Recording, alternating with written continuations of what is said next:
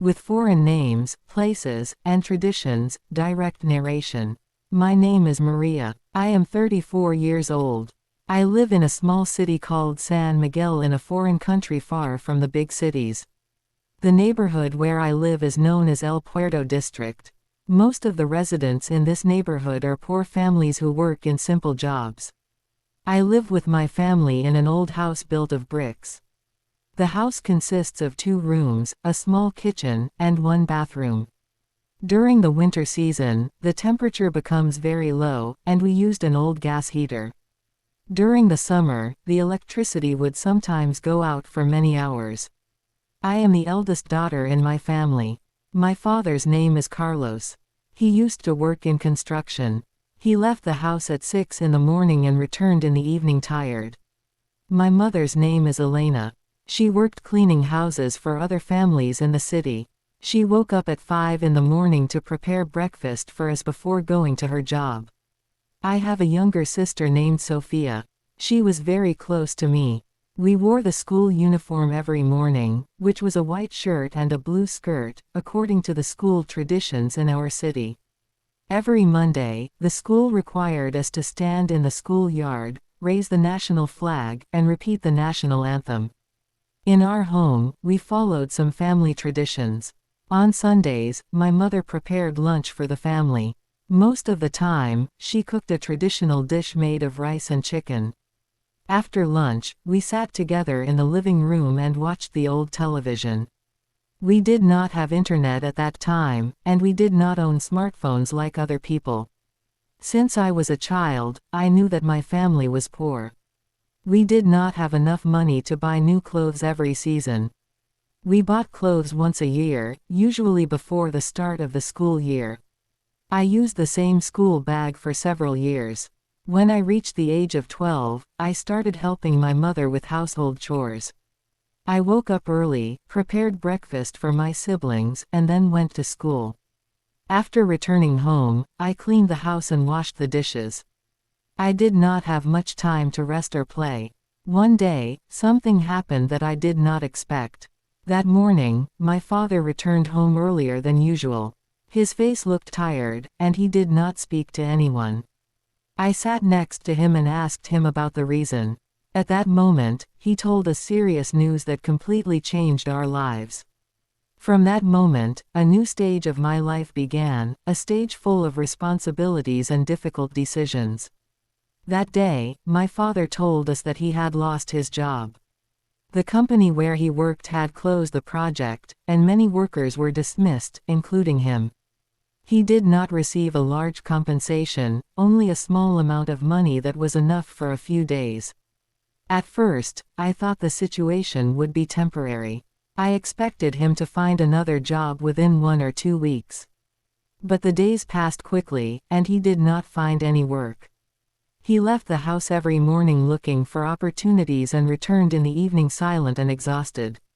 After 1 month, the situation became more difficult. We no longer had enough money to pay the rent. The landlord came to our house twice and asked my father to pay the overdue amount.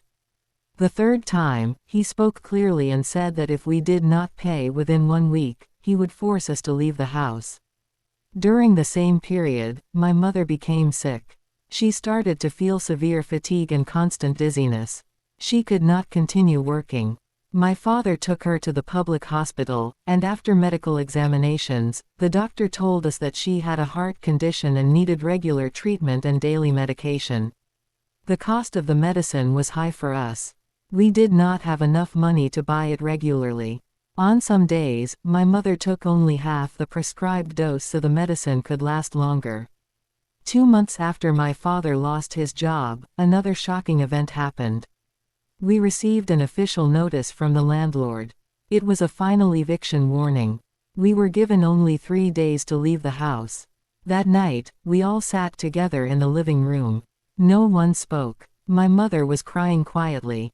My younger sister, Sophia, was frightened and kept asking me what would happen to us. I did not have an answer. After 3 days, we left the house.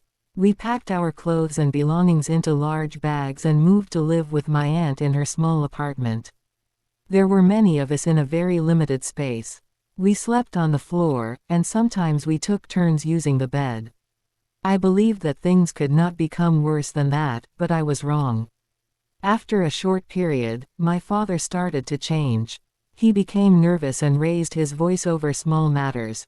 He spent long hours outside the house. One day, my mother discovered that he had started drinking alcohol. Arguments between them became frequent, and we heard shouting almost every night. Then a serious incident occurred.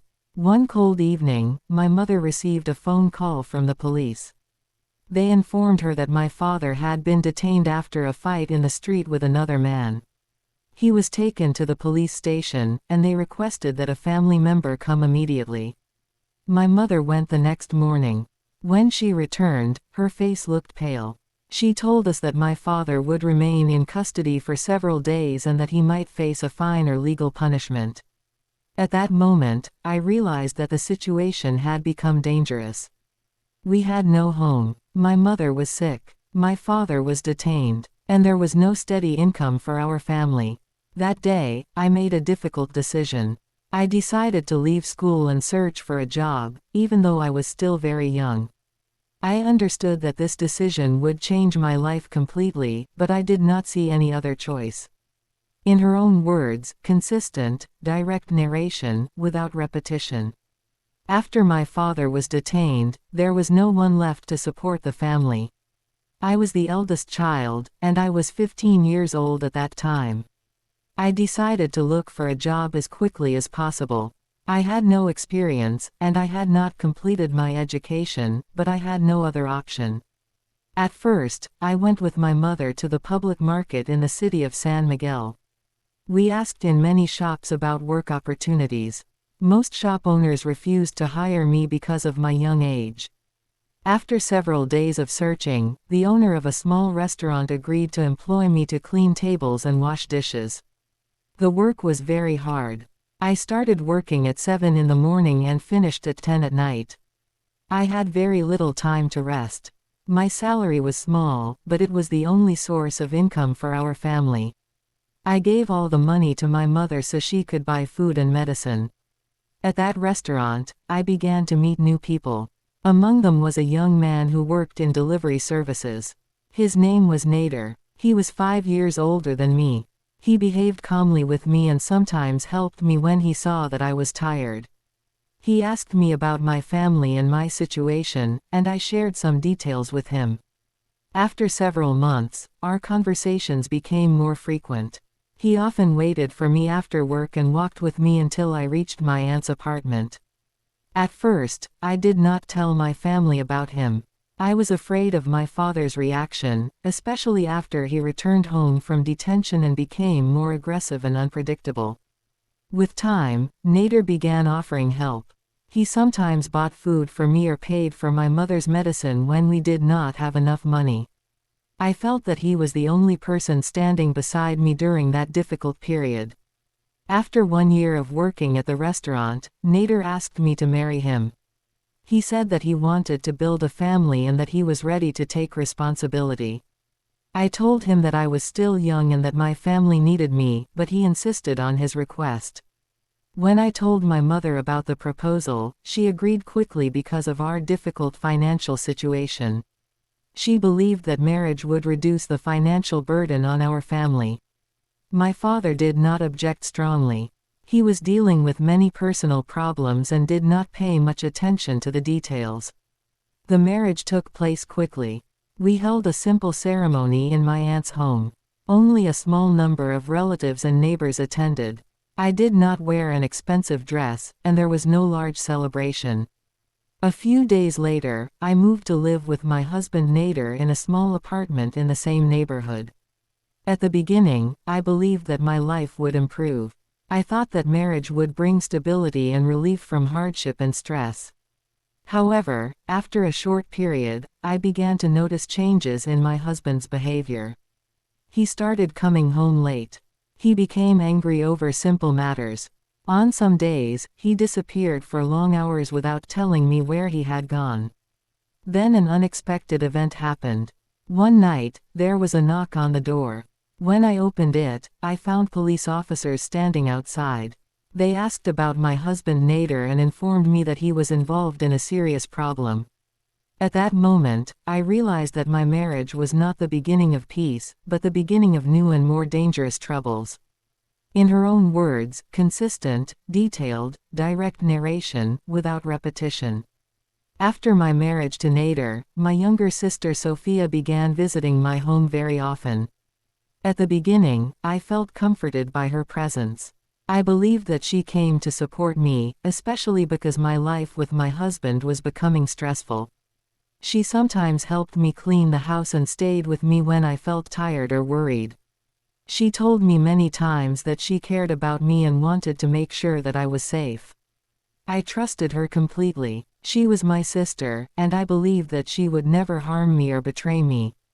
As time passed, I started to notice unusual things. She visited my house even when I did not invite her. Sometimes she came at times when she knew that I would be at work. She spoke with my husband frequently, and they laughed together.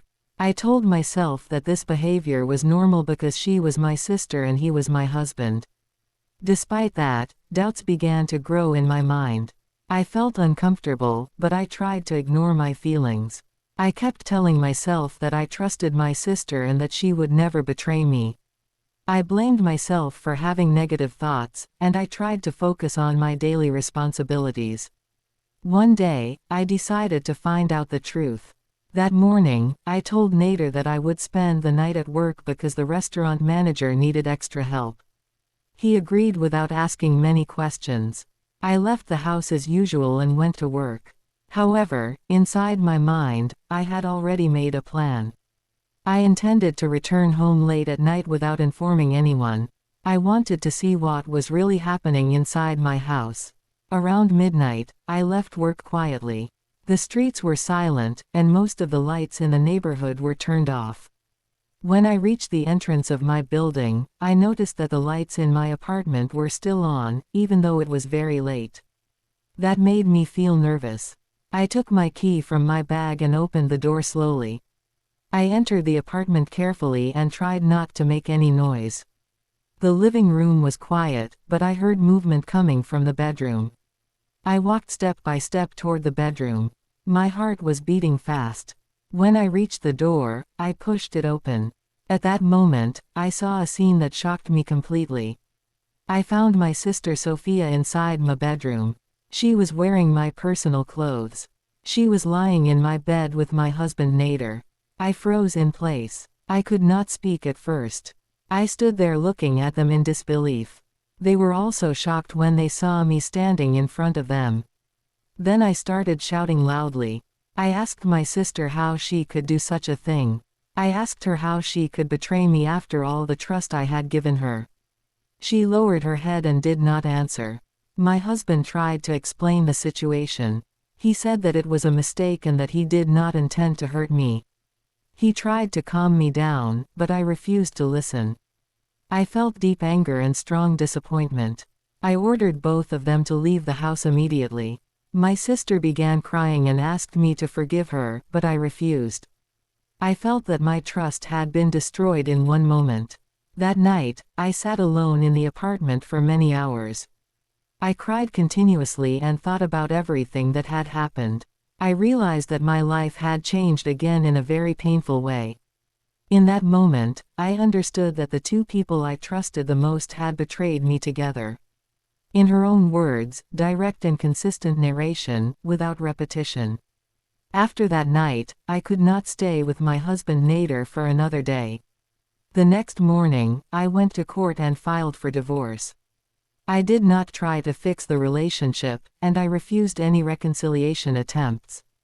I had made my final decision. The legal process took several weeks. During that time, my husband tried to contact me many times. He sent messages asking for another chance, but I did not respond. I had completely lost trust in him. The divorce was finalized. I left the court feeling a heavy pressure in my chest, but at the same time I felt a sense of relief because I had ended a relationship that brought me pain and betrayal. After the divorce, I returned to live with my family in my father's house. The decision was not easy because I had already been married and left home before, but I had no other choice. My mother welcomed me with sadness and tried to comfort me. As for my sister Sophia, she became a stranger to me. I no longer spoke to her, and I no longer considered her my sister. She became my enemy after what she did. After a short time, I received another shocking news. I learned that my sister had moved to live in my ex-husband Nader's house. She started living with him in the same home, as if she were his partner or mistress. When I heard this, I felt deep pain, but I decided to distance myself completely from both of them. I focused only on my life. I returned to work again. I woke up every morning, went to my job, and tried to rebuild my life from the beginning. It was not easy, but I learned that self-reliance was the only way to survive. Months passed. I gradually regained my strength. I learned to trust myself more and not to trust people easily. I became more careful in my relationships and more focused on my future. I learned from my experience that trust is valuable, and when it is placed in the wrong person, it causes deep pain. I also learned that betrayal can come from the closest people, but that does not mean the end of life. Life continues, and a person can start again no matter how strong the shock is. Today, I live with my family, work hard, and plan for a better future. I have not forgotten what happened, but I chose to learn from it and continue my life without allowing the past to destroy my future.